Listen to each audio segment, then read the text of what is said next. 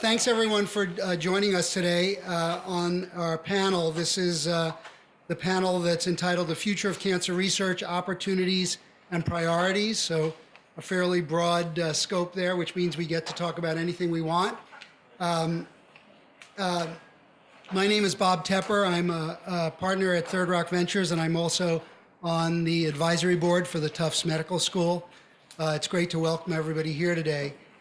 Just a couple of thoughts. The overarching theme of the symposium is precision medicine and convergent research.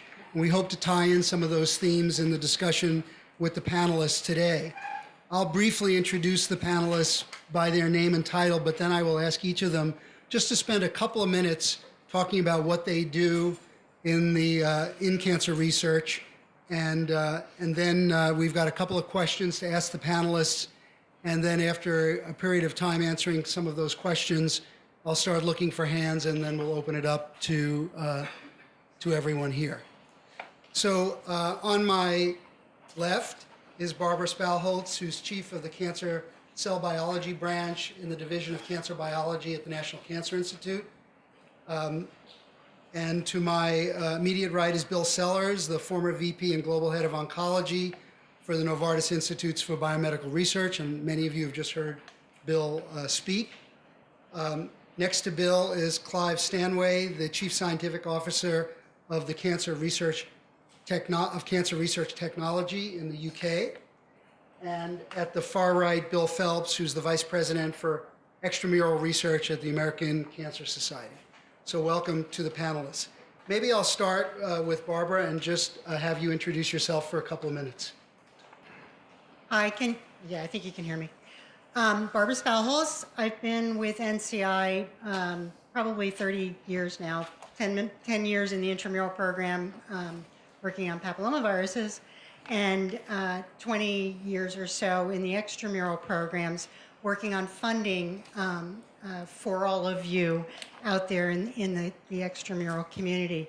So the branch I'm currently chief of, the cell biology branch, manages basic research at the most basic level. My own current portfolio is the cell metabolism portfolio, which I'm sure you're aware is an exploding area of research.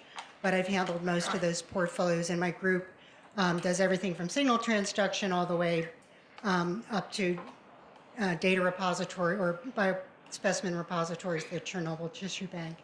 But I'm also part of the Division of Cancer Biology, which supports lots of studies across the entire spectrum. But my other hat is I co-coordinate the Common Fund Metabolomics program, which is in its 4th or 5th year now. And that's another source of resources and support for the biomedical community in general, but it is heavily used by the cancer community as well. So I've been on lots of committees and whatnot, so hopefully I can answer your questions. Thanks, Barbara. Bill? So I'm Bill Sellers. I was formerly at the Dana-Farber Cancer Institute running a research lab and working on PTEN, AKT signaling. And then with Matthew Meyerson, ran the cancer genomics group at the Broad, where we developed the SNP platform for copy number alterations and exon sequencing that led to things like EGFR mutation discovery. And then from 2005 to just recently, I was head of oncology research at Knepper. And in the last 2 years in that role, also oversaw the phase 1 group. And I think you sort of at my talk today sort of saw the kinds of stuff we were doing. And now I'm retired. Somehow, again, as you heard an hour ago, I'm not sure that's going to last, but it's more fun than I thought. Clive?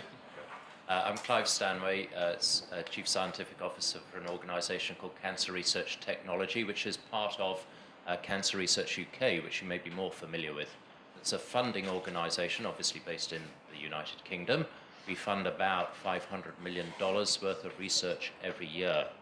That is not government money. That actually comes from the public, but that's by the by. Our research strategy has a lot of parallels with the themes of today. For example, bringing in number of disciplines into trying to address specific problems. So what you would call convergent research. And also personalizing medicine. We have a large program now mostly focused around a big lung cancer trial, which is a matrix trial, but it is also a precision medicine trial. So we're doing a number of things that I think you're all addressing it. So in many ways, we have the same sort of questions in mind and the same strategies. We, at the same time, as I was just saying to Bill here, we don't believe that just focusing on the UK is the answer. We think that clearly cancer is a global issue. We need to contribute to that. So in some ways, our name, Cancer Research UK, is possibly guides you in the wrong way. We actually have a team who are thinking about being international. So in terms of my personal background, I trained as a biologist, both as in academia and then in industry. I've worked in cancer drug discovery for a considerable length of time, and then I've been with Cancer Research UK for longer than I care to mention, 17 years. So I know that organisation quite well. So if you have specific questions about that, I'm happy to answer them. But I think let's try and stick to the main themes of the session. So I'm Bill Phelps. Is this on? Can you hear Bill? Can you hear? Yeah. So I'm Bill Phelps at the American Cancer Society. I'm Vice President for Extramural Research. I've been at ACS about 12 and a half years now. Before that, I spent about 15 years in pharma and biotech research. And before that, I was in a laboratory with Barbara Spauholtz, way down at the other end. We were postdocs. A long time ago, yes, many years ago. American Cancer Society has been funding cancer research since the 1940s. Currently, we fund about $85 to $90 million in new research projects each year. About 15 to 20 years ago, we began focusing on young investigators in cancer research. So some of you in the room may have spoken to myself or one of my colleagues as you were trying to learn how to submit grants and get them through the process. And it's something we will continue to focus on, believing that that's a great investment for donors, a great investment for the American Cancer Society, and the best young scientists that can solve problems in the future. So that's all. Thanks, Bill. Maybe briefly about myself. So as I said, my name is Bob Tepper. I spent the first third of my career, I used to say the first half, but now I realize I have to say the first third of my career in academic medicine at the Mass General Hospital and Harvard Medical School. I'm a medical oncologist and a cancer biologist by training. Had a laboratory there in cancer immunology for a number of years, and then moved into biotechnology at a company called Millennium Pharmaceuticals in town, where I was president of R&D there for a number of years. Over the last 10 years, myself and a couple of colleagues began a venture capital group specifically focused on biotechnology and starting new companies from scratch. There's a place called Third Rock Ventures in town, and what we do is aggregate scientists with great scientific ideas and around a theme.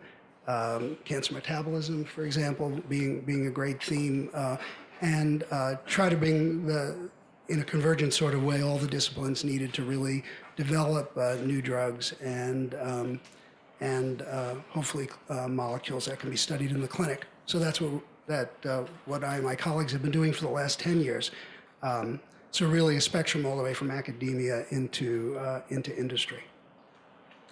So, okay, so maybe just to kick off, I will ask the panelists a fairly broad question, and this has to do with the type of research we do today versus perhaps the type of research we did in previous years in cancer, and particularly around large data sets, genomic, other omic data sets, metabolomics.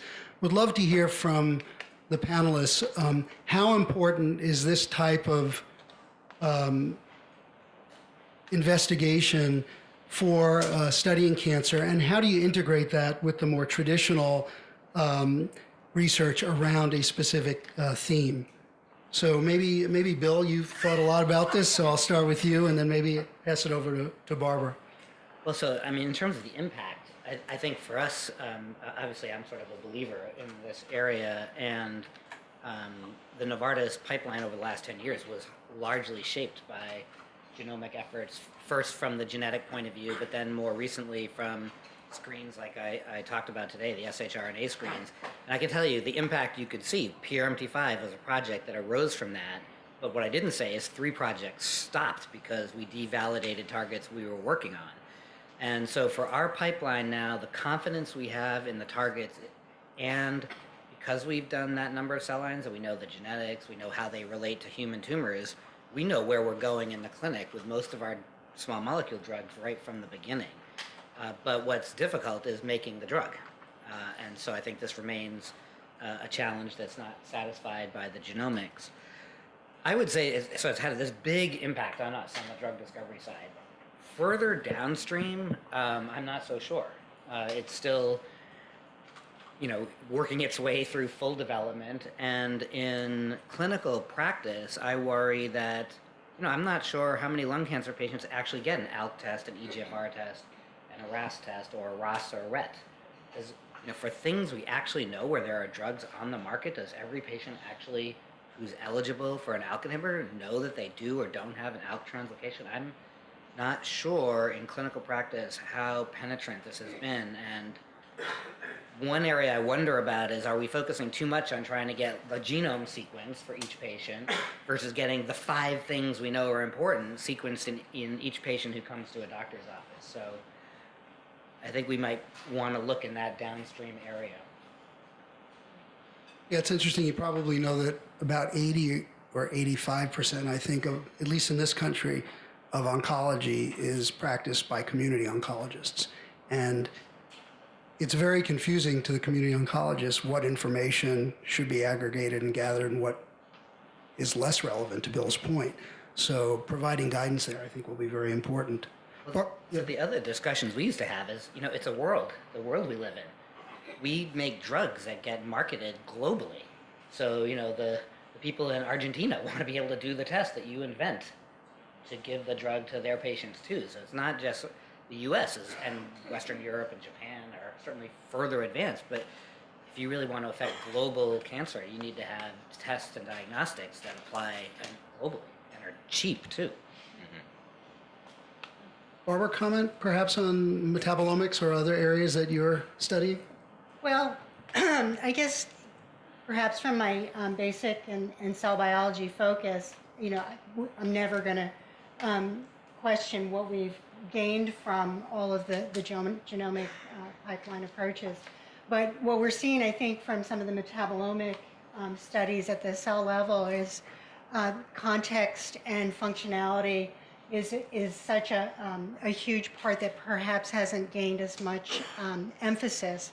I think now with the current interest and realization of just how much looking at the metabolism and metabolomics is giving us in terms of function in real time and space, that's going to be another component that's going to be powerful as we move forward to get these things in clinical practice. But I'd say that we still need a lot more emphasis in that direction as well.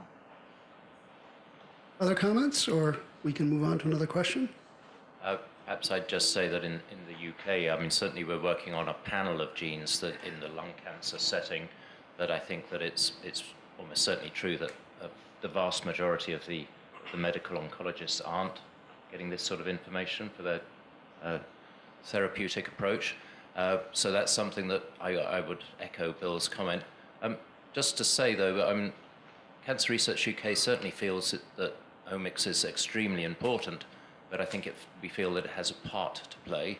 We wouldn't put all our eggs in that basket, and I think that's what Bill was saying. But and just to throw one thought into the ring, the key shift that we think should really be going on at the moment in terms of how we deal with cancer is thinking about earlier detection, better diagnosis. I think that's probably one thing that we think that we really aren't doing anything like enough in, and that's where we really want to try and deliver a key shift. Okay, I thought we might just talk a bit with the panelists about the Cancer Moonshot initiative. I'm sure you're all aware of the initiative that President Obama in January introduced and being led by Vice President Biden. A blue ribbon panel was recently convened, and a number of key initiatives came out of that work related to cancer research, including, amongst others, translational science network in immunotherapy for cancer, a national cancer data ecosystem, a 3D cancer atlas, request for new cancer technologies, and several others, including research on drug resistance, focus on pediatric cancers, better prevention and diagnosis. So maybe, again, to the panelists, what do you believe are the biggest opportunities and challenges with the Moonshot program? Maybe, Bill, if you wouldn't mind starting. Sure. I think one of the things that I've watched is the other groups that have come into the conversation brought in by the Vice President's initiative and by his charisma and commitment. And so maybe a couple of things. ACS, for example, announced as part of the Moonshot, many people had announcements, but for us, the announcement was a commitment to double our research budget by 2021 to something in excess of $200 million from the 90 million or so that we have, 90 to $100 million that we have now. So, and I think that that's not that that's something to brag about necessarily, but I think this is emblematic of other groups coming forward and trying to make real commitments to Vice President Biden's commitment. So I think what's happening is you're seeing organizations stretch themselves, and you're also seeing organizations be willing to partner where they have not partnered in the past. And I think that's going to be an exciting opportunity for the future. Well, I'm probably least qualified to comment on the Moonshot program, but again, it may sound slightly odd, but Cancer Research UK has its own, what it calls Grand Challenge scheme, which has been around 7 key questions that we feel are really tough questions to ask. I mean, from, how do you determine what cancers in a particular population, take prostate cancer, how do you tell whether a certain man needs therapy and how do you determine that somebody doesn't, to how do you tackle a key problem like MIC. So that we had 7 questions like that, and I think the award is £20 million, I think, over 5 years, and we're going to try and do a number of those. It's not announced yet, but we're trying to do something similar. I guess maybe you could say we're just following along, but we're trying to do the same sort of thing. Yeah, so maybe I would give 2 larger opportunities. I think the first one goes to this idea of the early treatment, early prevention of cancer, which is the HPV vaccine. So the HPV vaccine, if it were widely used, would eliminate anal cancer, cervical cancer, about 60% of head and neck cancer, and a couple other percentages of other HPV-associated cancer. We've never had the opportunity to eliminate a form of cancer. And the fact that HPV vaccination rates are sort of plateauing in the 36 to 40% range, I think that's a disaster. And I would think something like the Moonshot program and Vice President Biden, maybe along with Beyonce and other superstars, could substantially change that. And I think there's a huge opportunity that's being missed. The other opportunity, of course, is the fact that we now have multiple modalities of therapeutics that are known to be curative. So we know that some fraction of patients can be cured with immunotherapy. We know small molecules can have curative potential, even from chemo to targeted therapies. Cell therapy has been demonstrated to be curative in some patients. So the question is, with these different curative modalities, is how do we put them together? And I think everybody's excited about that, but the problem is we don't have any model systems to model the interaction of the immune system with actual human cancer. And so what's happening now is every idea that anybody has is going to be tested clinically. And so if you have a molecule that's an immune modulator and you want to combine it with X, Y, or Z, there's no way to know if that's a good idea or not. And so these things are all being tested clinically. And because phase 1 isn't going to help you unless the combination is toxic, you're into phase 2. Well, phase 2 usually is small and uncontrolled and unrandomized. And as long as, again, there's not untoward toxicity and maybe a few patients respond, you're on to phase 3. So we have this crisis of expenditure coming in the pharma industry where pharma is going to blow a lot of money on this without some more robust way to make decisions about what combinations make sense. And I don't have the answer, but this is both a huge opportunity and a gigantic challenge. I think Bill underscores a point that many of you know. I think estimates of perhaps now greater than 1,000 oncology drugs somewhere in the spectrum of clinical development. And even if you prioritize and say, well, there's a lot of perhaps less desirable drugs there or Me Too type drugs, but even say that there might be 150 drugs or 200 drugs, some of which should be used in combination, to Bill's point, in different modalities. How do we study all those combinations given the current level of resourcing? And if it all has to be done in the context, as you say, a clinical trial, that's problematic. Yeah, and just to put it in, everybody who has a drug now is going to test it in combination with PD-1. And that might mean your drug may have no activity on its own. Maybe it'll work with PD-1, right? And then there are 50 different cancers you could try that in. So even just your 150 drugs times 50 different cancers plus PD-1, it's an immense problem. Sure, yeah, please. So kind of addressing that and also something you said in the first, do you think we're going to end up... Is there a mic that we can pass around or something for questions? I'll just talk.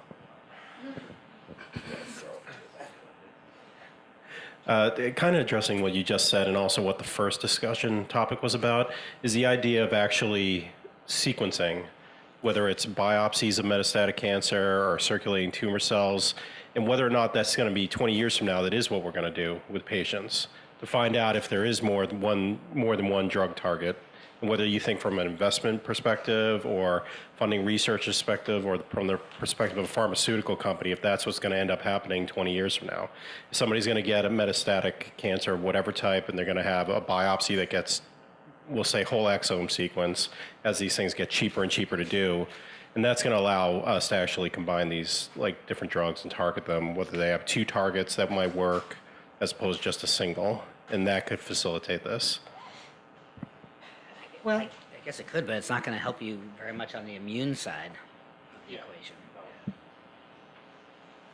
just getting back to the question about the Moonshot and its priorities, I think solving some of the infrastructure type of issues, policy issues, how you get those patients into the clinical trials, how you overcome the regulatory issues with reimbursement, how you deal with all of the patient data and securing that so that you can begin to integrate that.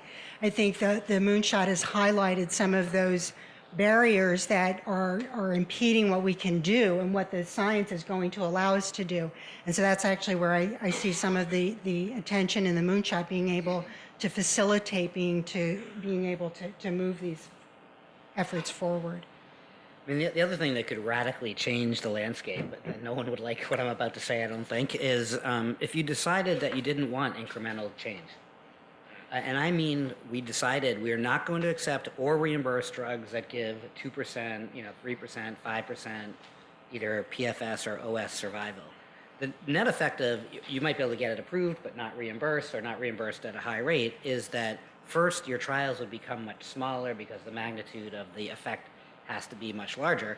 And second, you'd be a lot stricter on whatever preclinical data you had, and maybe delayed tumor response wouldn't be so exciting anymore. This is something we've all talked about. Is we're going to go for cure. You need dramatic effect, not minor effect.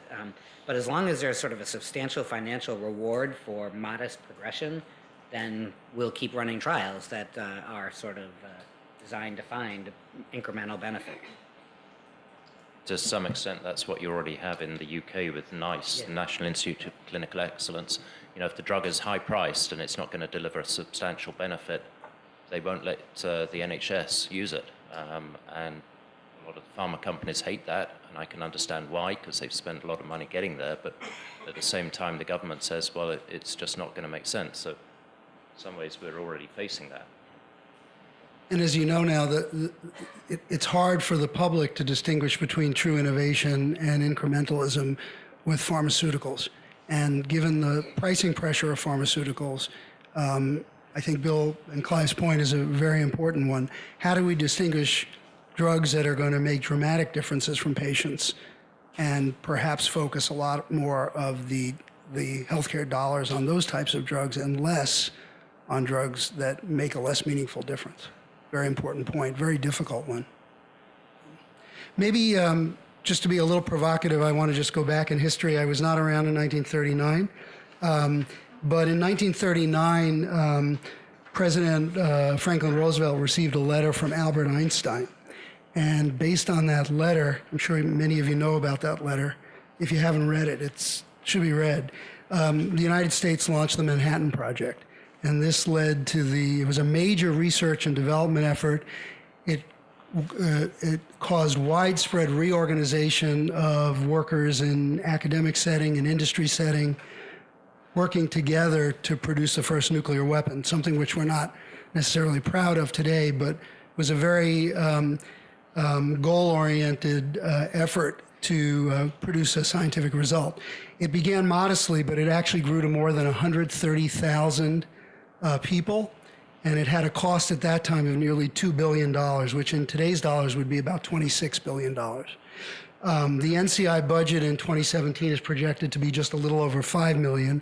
$5 billion, sorry. It's not that far off. Yeah, let me fan Barbara over here. Fan all. That's my budget. Fan all of us.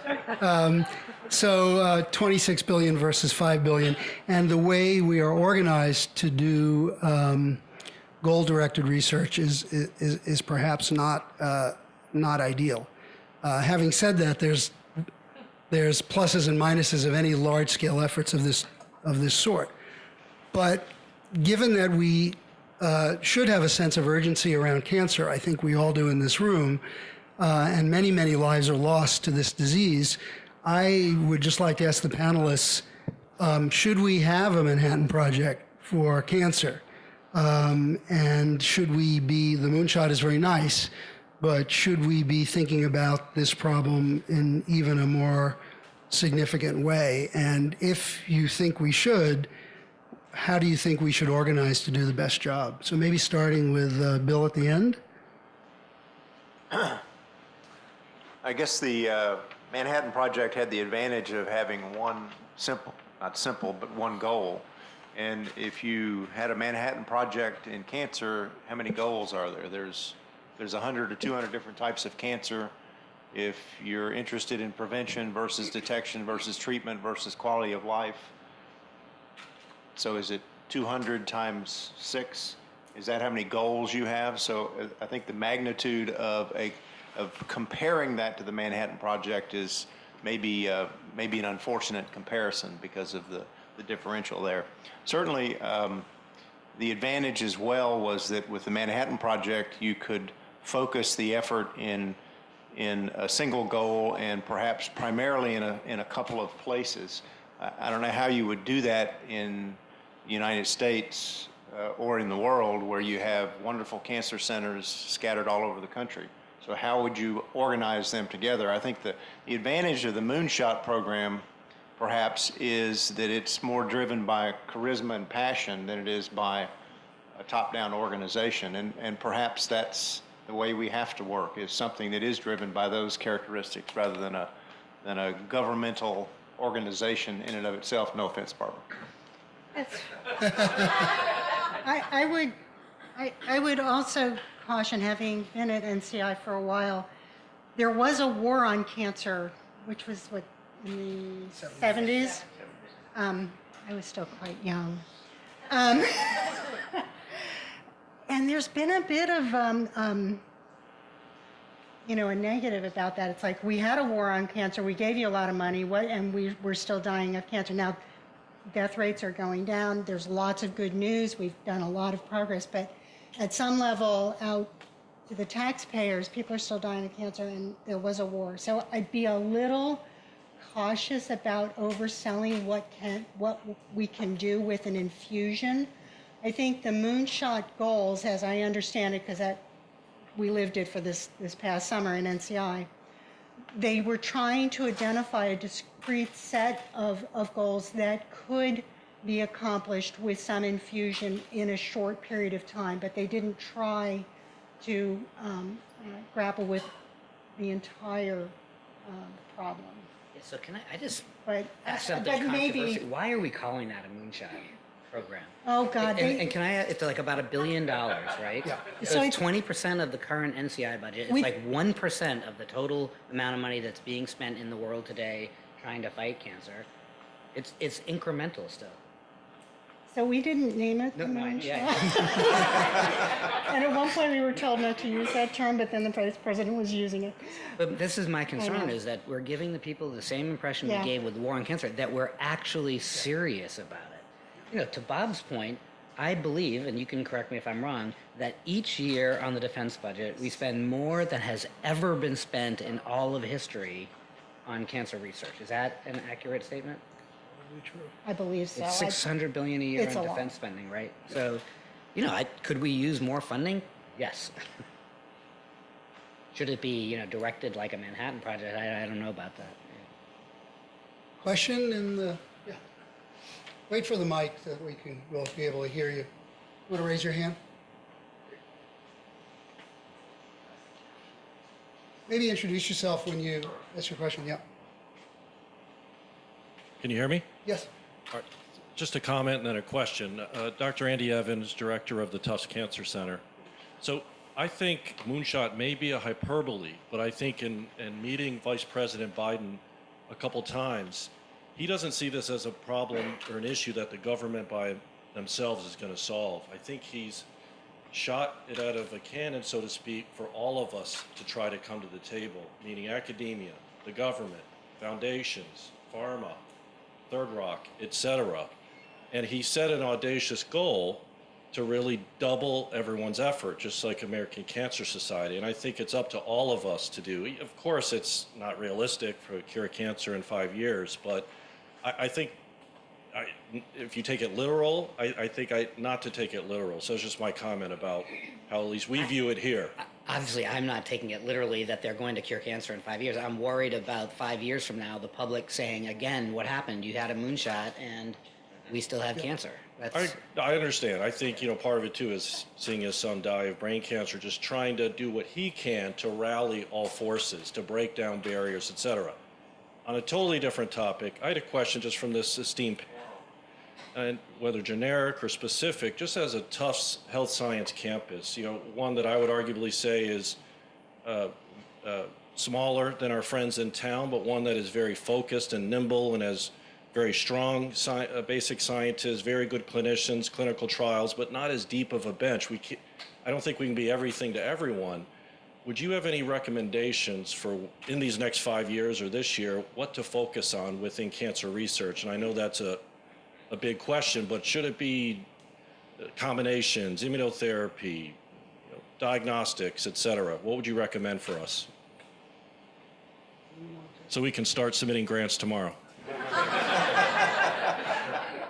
well, so when we were looking at our strategy at Novartis over the last 5 years or so, there's sort of like you can do strategy in one or two ways. You can sort of say, what are we weak in and what do we need to build to fill those weaknesses?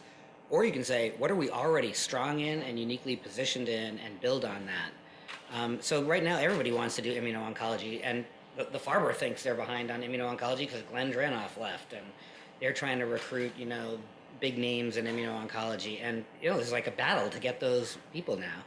I'm wondering if there are certain strengths here that are already inherent to the institution that could be expanded upon rather than try to fill the holes. And I don't know what those are, but that would be one thing to think about.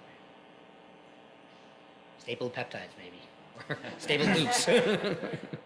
I think there was a couple of areas, and they're not areas that I have any expertise in particularly, but certainly cancer prevention, more that can be done there, and the novel ways of approaching cancer prevention that don't necessarily require 10, 20, or 30 years to see the outcomes of your experiments.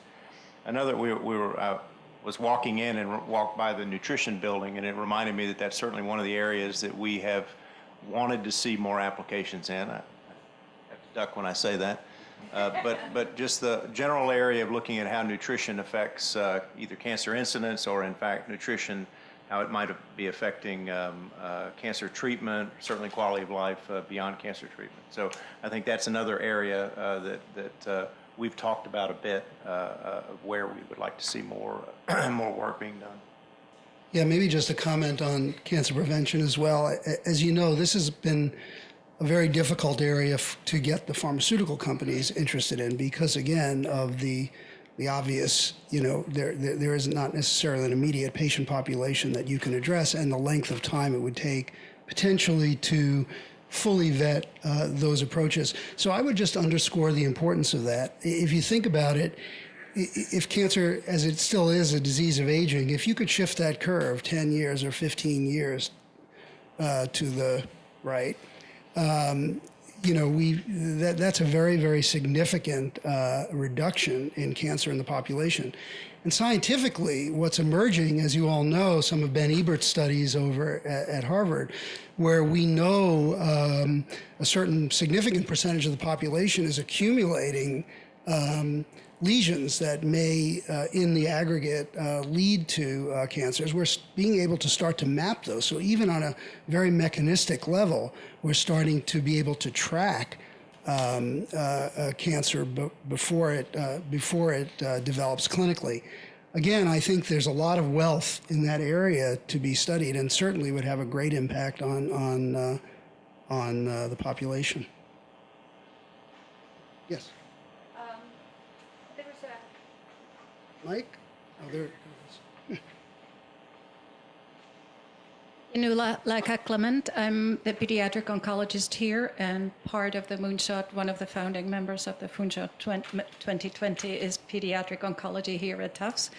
Just a correction. The goal of Moonshot is not actually to cure cancer in 5 years, but rather to collect 100,000 genomically analyzed patients in adult population and 20,000 of children genomically analyzed and treated on that basis.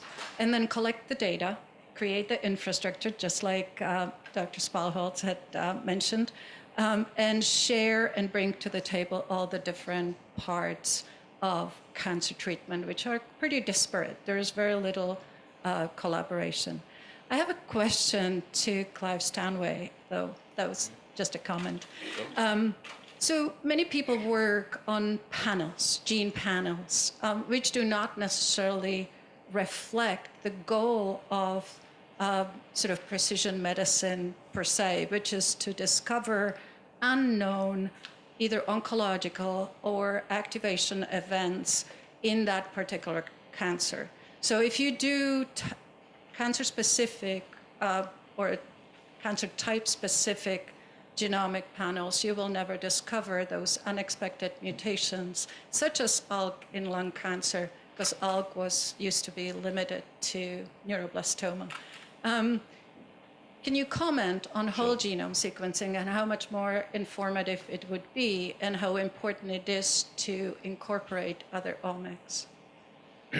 Certainly. The trial that I actually referred to, which is part of what we call the stratified medicine program, was what I was talking about with regard to precision medicine.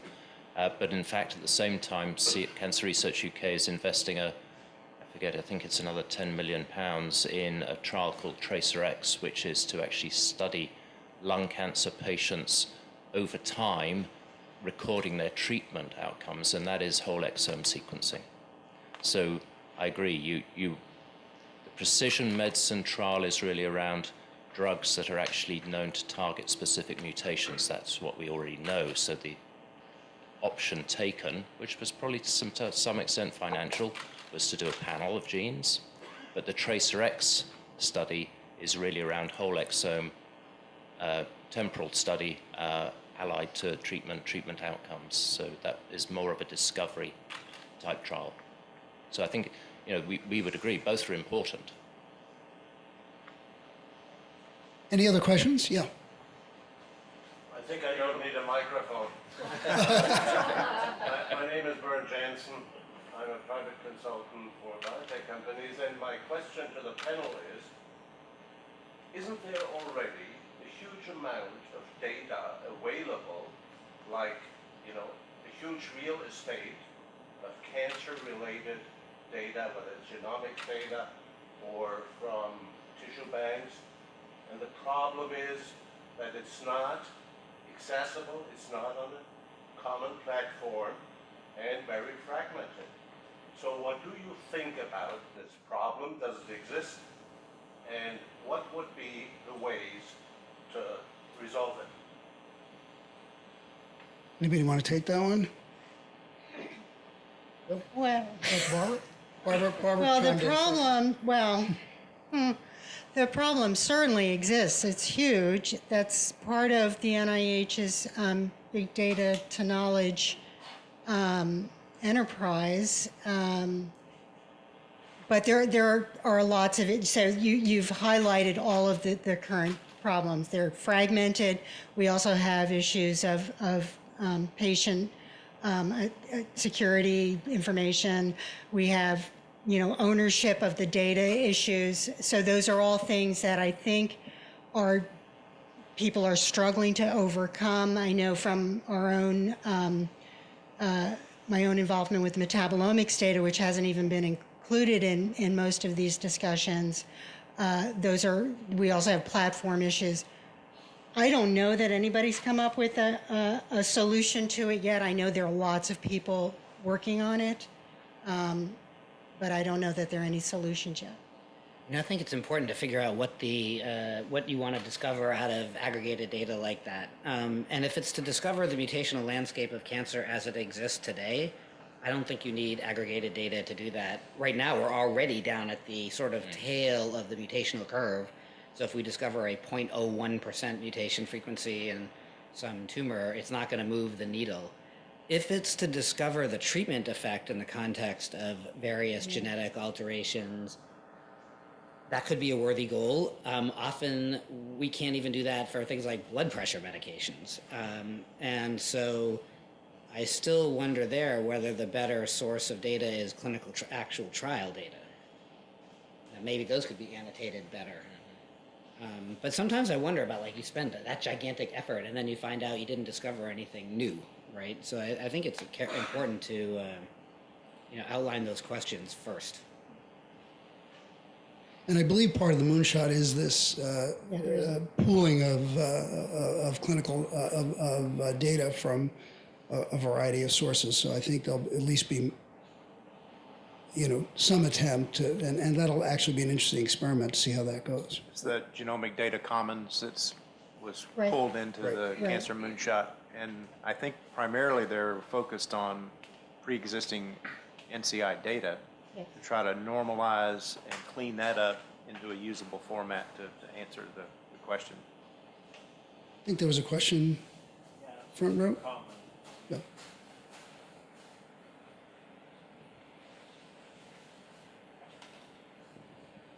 So Luca Stelli, VP of Oncology at BioXcel. We are a big data company, so some of the things we are talking about now relate to what we do. But I was wondering, you touch upon a few things that seems to be where actually the government could be having a major intervention, if nothing else because of, by the way, they fund treatment between the VA, Medicare, Medicaid, and so on for a very large percent of the population, especially in cancer. So my wife is a pediatrician, and she was pulled and prod along by the government to go from annotating on paper to annotating electronically. And by the way, that was directly linked to whether or not she was going to get paid. So to go to your point, why doesn't the government in the Moonshot or in some other initiative actually oblige people in the normal clinical practice to run the tests that need to be run? And maybe in adjunct to the tests that need to be done in treatment, there can be panels that can help for the prevention part. And all of these can be captured electronically. They just need to be paid for. That's the question that is, Well, are the $5 billion for a long period of time, none of those tests were reimbursed by anybody. So no one ordered them because unless you were privately paying for them, you weren't getting reimbursed by Medicare. So I'm wondering whether or not that's one intervention point that maybe it's even more valuable than a few extra billions for doing basic research or related basic research. And more importantly then, when the data is electronically to be indeed captured and used. So at the level where a small company like ours can do it, we have seen that if you go back indeed the data set that is already available was mentioned multiple times and use big data approaches, you can find interesting discovery and even. I think it's before we start wanting every single patient to get sequenced completely the genome. I think people need to look at what impact that's had when it's been done like that. It's actually quite minor, and you're talking about someone who really believes in this, and it's minor because the number of interventions available to a patient that take advantage of a RAS mutation or ERK mutation or a MEK mutation are almost zero. And this is why I sort of fall back in general practice. I'd love it that every patient just knew they had an EGFR mutation or an ALK mutation. In clinical trials, yes, we should know the determinants of response to the next PD-1 inhibitor or PD-L1 inhibitor or something. But, the average physician sitting in an office dumping them whole genome sequencing data, and then you're going to say he has an EGFR mutation, get Tarceva, right? Okay. So I think we should, think about that. I mean, yes, it's great to have all that data available. It's not going to help many patients. In the short term, it won't. And I think there's a lot of data that says, and again, I'm like someone who really believes in this from beginning to end. But I don't think I feel it, each patient, every single patient in the U.S. needs to be sequenced their whole genome every time they go to a doctor. And I just don't think that's going to move the needle. Sorry to say. Yes. Hi, Bill. I'm Jin Shen Liang from Novartis. We worked under Bill at that time. So he retired, so we're missing him. My question is, the target treatment cause resistance. Under my model, animal model, when they develop a resistance, so no any combination can treat that. So, and then the tumor grow much faster than before. So my question is any number showing the original tumor before any treatment cause mutation, and compared to the mutation caused by the treatment, which portion is higher? If the treatment cause tumor develop resistance is much higher in the ratio, that will be cause the problem. If you use the traditional way to treat the patient and the developer resistance is much lower, so that the patient can survive maybe longer.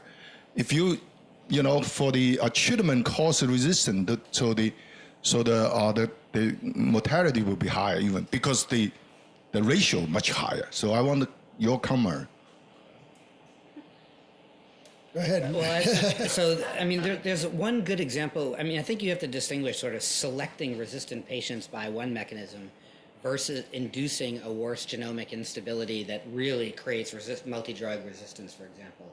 The one example I know that would be worth studying is in glioma, where temozolomide, doesn't have a great first treatment effect, but often results in mismatch repair mutation being selected for, which creates tumors that afterwards have a very, hypermutated phenotype. So I don't know the answer to whether that's now known to cause polypharmacy resistance or not, but that would be a place to study it. The converse part is you could induce a mismatch repair mutation and become immunogenic.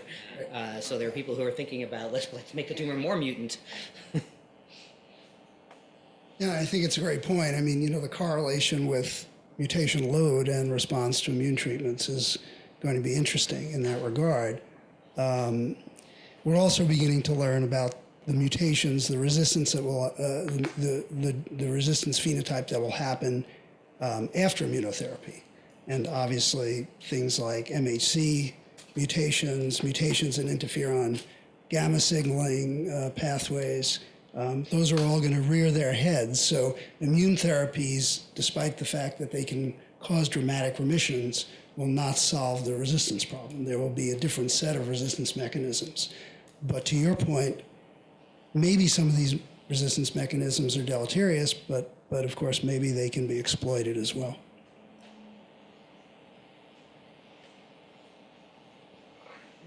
First there and then Amy. Hi. Brent Cochran here at the medical school.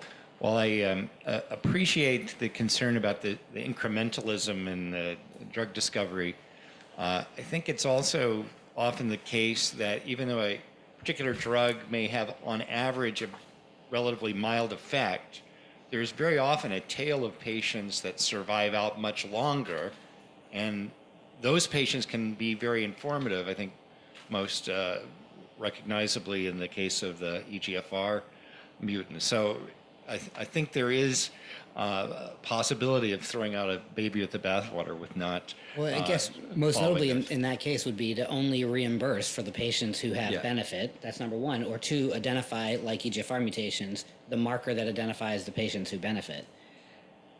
Yeah, no, I mean, I think that's the Yeah, but way I'm to go. getting But at this. But if you don't have those trials in the first place, Well, then, what then what you're going to see over the next 5 years is a series of very large randomized phase 3 trials, PD-1 plus X. That's what's coming. Right. And it's going to be a huge amount of money that's going to get spent in this area.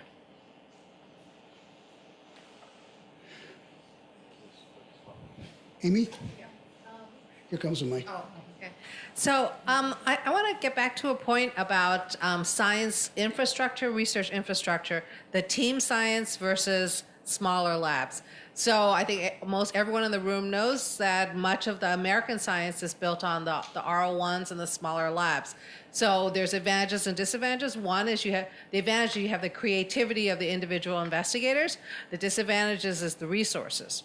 And now the increasing amount of complex resources needed to make scientific accomplishments. The team science, you might suffer in the creativity because people feel like they're part of a cog in a machine, but then you have a lot of resources. I think the Moonshot is trying to address that. Now, I really enjoyed Bill's talk this morning because it was a really good tour de force of using the big data and the screens, but getting down to the very molecular and biochemical level with the allosteric site for the SHB2 phosphatase. Now, what I'm going to direct this to Bill specifically is can there be some kind of intermediate between huge team science and individual R1s? For example, since Bill can probably now comment better because he's retired, how is Novartis organized for you to accomplish that whole panoply of research? Are there individual investigators, obviously with a great infrastructure, or is it groups of investigators? How is it run? Yeah, it's sort of both. Yeah, the SHP2, I'm not sure I'd highlight the SHP2 thing as some sort of individual effort. There are probably like 50 people on the SHP2 team. I guess I'm talking about the detail. Okay. So I can just say how are we organized? We had a target validation group, a enzymology and assay group, a cellular assays group, a pharmacology group. Then we have biocancer project leaders for our drug discovery projects. Now, each of those people generally is supervising associate level people, but from those functional groups, project teams are assembled against specific problems. So the SHP2 team would have had, teams of people from all of those different disciplines working together under a single project leader to tackle that project. 5 years from now or 4 years from now, if that's all over, they're going to be they will reassemble into another project team to do something else. So it's technically driven, approach driven, not question or less question driven. The whole organization is driven by certain key questions and certain projects, but because of the necessity to have expertise in animal handling for in vivo pharmacology, we don't want someone who's an enzymologist running into the animal facility and trying to dose a mouse. And likewise, I don't want the pharmacologist trying to do a scattered plot. But I'll go back to your bigger question, like, do you need both, and what's the... Yes, of course you need both. I just mentioned experiments we haven't done with PRMT5 because we don't have the time. So we need labs, like in the academic world, deeply investigated and going further down into the biology. But to your point, the problem that you run into is you're under-resourced in today's area to do more thorough, deeper investigation of the problem you're interested in. So we still see papers, 1 cancer cell line or 2. That's not validation. That's in that one model, your effect was witnessed. So I don't know that we need to expand the number of investigators, but they need to be better resourced. And, you know, of course, that's not my job, but now, the other interesting thing now, and I'm sure Bob can comment on this, in the biotech sector, you outsource a ton of this stuff. You can do quite high-powered things with small groups of people leveraging outsourcing. But of course, you need budgets to do that too. But that can be very efficient in the biotech sector. Yeah, I think it is the tension between having expertise running a set of projects or assays that just have to be reproducibly very, very good. And in those type of things, whether they be outsourced or internal, you don't necessarily want the individual to set up all those assays time and time again, because you just expand the noise and variability. At the same time, you do need that core group of thinkers that know in depth about that problem or that system. And I think that you need both of those. I believe strongly, because if you don't have that depth, you know, you can't do science superficially, for sure. But the individual research labs have to be like a jack of all trades. You have to be able Right. to cover but it comes to Well, research. and the challenge with that, and you know, it's not only in academia, it's in industry as well. In groups that only do an occasional assay or do an occasional technique or learn a new technique, there's huge amounts of variability. And to Bill's point, if you only do that experiment once or twice before publication, there's a very high likelihood that you will have introduced noise into the scientific community. And noise into the scientific community is very, very deleterious. So how do you balance those is the issue. So I'm actually contemplating a return to academia, as grim as you're making it sound. But you know, one idea is that you know that you also have the individualism down at the lab level. So your graduate student or postdoc is expected to do like everything, right? And you have technicians who come and go, and their expertise builds up, and then it's lost. So, you know, one question is, within an academic lab, can you build a core of technical expertise that is more stable? It requires higher funding, larger funding levels and grants for professional level scientists who don't just evaporate after they become expert in something, and then, you know, have that core expertise be enabling graduate students and postdocs or something. Barbara, do you want to comment? Well, I'd like to say that we have solutions, but we are trying a variety of different support mechanisms for different types of people in the enterprise and different ways of undertaking science.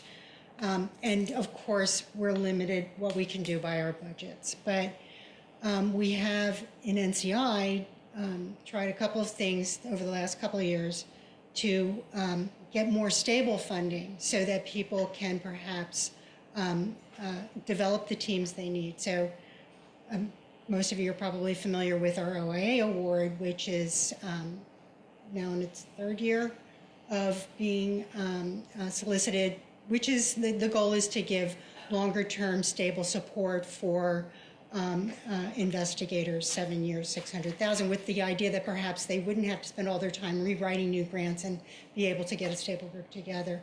Another thing we started last year, which is not, certainly has some implementation issues without a doubt, is what we call at NIH a staff scientist position. I think it would be your long-term technician, perhaps. That would be critical for maintaining stability, again, at the technical level in the institutions. We're hoping to reissue that. I'm not sure if it's out yet. There's some issues inside, but so that's another way we're trying to help the different positions that are needed. I know they're trying a variety of issues, trying a variety of new mechanisms at the training level as well to provide support for both. You probably are all familiar with the K99R00 that would give you a transition type award, but they're actually starting at the graduate student to postdoc award. Again, to help people make these transitions. but I would agree with what Bill said in terms of, definitely needing a variety of types of lab structures, individual and team, that to answer all the full range of questions. And we do try to have a variety of approaches with, still the R01 is the main award, but we have a variety of new mechanisms, of team mechanisms, of high risk, high reward mechanisms that try to address at different levels. But more funding would help. Well, but I think you can tell me if I'm wrong. I think many academic labs that have true specialties hire core people like this. So mouse model, people who are doing GEMs usually have great technicians to do their GEM work, and I think similarly crystallography labs have people who are super good at protein production and purification that form the stable core. I just sometimes think in the molecular biology space we don't think like that very often. So as part of the CEO's initiative to say for ACS he wanted to double the budget, one of the things that we've been asked to do is answer the very simple question is what would you do with twice the budget? So we've been looking at what we're talking about here are funding mechanisms. So team science versus individual science. And mostly we've done individual science in the RSGs, which is somewhat like the R01 or a stepping stone to the R01. But we also have done some amount of team science. And so would we consider doing more team science, like where you bring different disparate expertises together? And in fact, somebody suggested recently something called an odd couple. I think there are some NIH awards that are odd couple, like where you're coupling different types of expertises together. I think it's in the intramural group. I was told that anyway.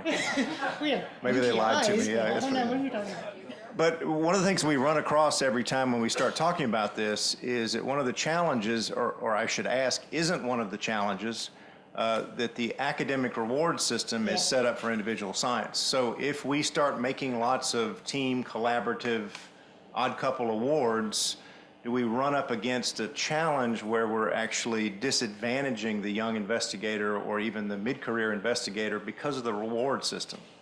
Exactly. I'll ask that as a question since I'm not in an academic setting. Yeah, I would second that. We put together the option for a multiple PI to address those very concerns, that this would be a way for team science where both would have PI status that would help for career, tenure, promotion, whatever. But the feedback we've gotten hasn't really supported that. So we'd be really interested in hearing what your experience is. Maybe, Josh, you still have a question? My question had exactly to do with what you were going to talk about, which is, how well are we doing in supporting convergent approaches using private and public funding mechanisms because they're not set up to support that. directly. Great. Okay. Any final thoughts or questions from the panel? I think we're about out of time. One last question? Yeah. Hi, my name is Sonia, and I'm a research associate at Tufts. My question is very in the direction of where the cancer treatment field is going, and you have brought up very important points about where the field is going, specifically in terms of resistance. How can we cure cancer if every new drug that you bring up develops resistance? So what is academia or NCI or ACS or biotech companies planning to do about it? Yeah, so I would just say first thing is you have to remember we have cured certain types of cancer. It's that sometimes I think people forget that testicular cancer looked worse than pancreas cancer before the advent of cisplatin-based chemotherapy. 80% of diffuse large B-cell lymphoma is cured with a combination of Rituxan, Cytoxan, and Oncovin. So we have cured some cancers. I don't think we know why we did. It would be interesting to know why that is. But presumably one part of it is that we used more than one drug that was active in independent mechanisms that led to a problem for the cancer cells to co-evolve simultaneous resistance mechanisms to those combinations. So from a chemo small molecule side of the world, we think about it as a mathematical problem of how fast the mutation rate is, what's the mutation burden at the time of treatment, and how many completely independent, high efficacious drugs do you have. And yes, if you only have one, that will never work. Just like with HIV, that didn't work. And just like for serious bacterial infections, that doesn't work either. So, we think combinations will work, and it will not be inevitable if you eventually discover the right combinations that resistance will be emergent to combinations. Now, they're going to have to be really good combinations, and I think they're going to be really rare. The ones that are curative are going to be rare. This is what we're doing. We have this huge effort to try to find really rare events, but I think we will over time. Yes, just to echo that, the anti-CTLA-4 therapy, it almost failed. Basically people were about to trash it, and yet somehow it is now not curing melanoma, but certainly some patients appear to be, dare we say, cured. Yeah, they are. So, there are advances that come out of us, I guess, all being persistent, thinking great things, making sure we keep at it. I would also say that studies looking at mechanisms of drug resistance is a very large part of the NCI portfolio. Okay, well, thanks everybody for attending. Enjoy the rest of the symposium.